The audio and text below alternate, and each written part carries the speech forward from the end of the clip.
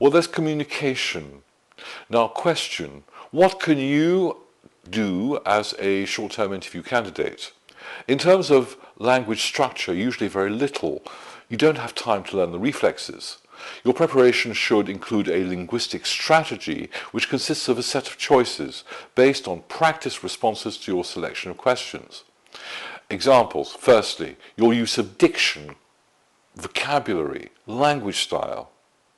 And secondly, your delivery, your pace, articulation. Firstly, your diction. Your choice should be adapted to the needs and style of the interview. You will, of course, find yourself under a certain pressure, and the aim is to produce clear, unambiguous answers, and to do so using terms which are known to you and that you will have practiced beforehand.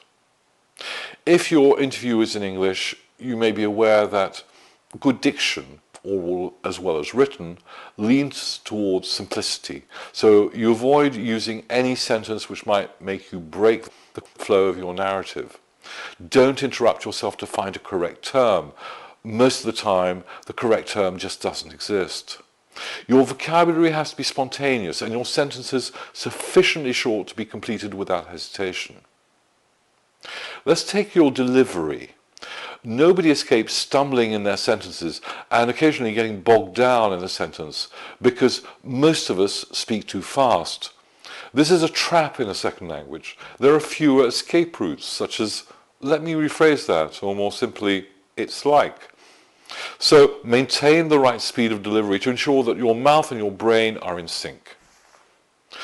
Your interview rehearsals, especially if they're recorded in audio or video, will give you a lot of feedback, and yes, it may hurt a little. If your interview is short-term, the essential is to devote your energy to the development of professional vocabulary and to make the best of the linguistic skills already in your possession. Your first goal is to allow yourself clear and spontaneous expression. Now here, several factors can actually work in your favor in the interview situation. Example, if your interviewer doesn't speak the language of the interview as their first language, well, clearly they'll be better placed to understand your efforts. If one of the requirements of the job vacancy is for a person from your native language group or a specialist in your field, the options available to your potential employer are more limited. And in both cases, your interview strategy should then be to present yourself as a specialist with linguistic skills, along with a determination to use them. Even if none of these conditions apply to your situation, stay positive. Demonstrating that you can speak the target language at a functional level promises that for professional purposes, in most languages, you should be able to achieve proficiency in a few months and be completely functional within a year. Now, if I can tell you that in good conscience, it's from having observed the effect of professional immersion on countless cases. There's nothing like it to reveal linguistic knowledge that we weren't even aware of possessing. And concerning linguistic expression, I've already mentioned that choices are limited for short-term interviewees. So what can you do? If you have a few days left, make sure that you master your professional vocabulary. And if you can, get somebody from the target language to help you rehearse your responses.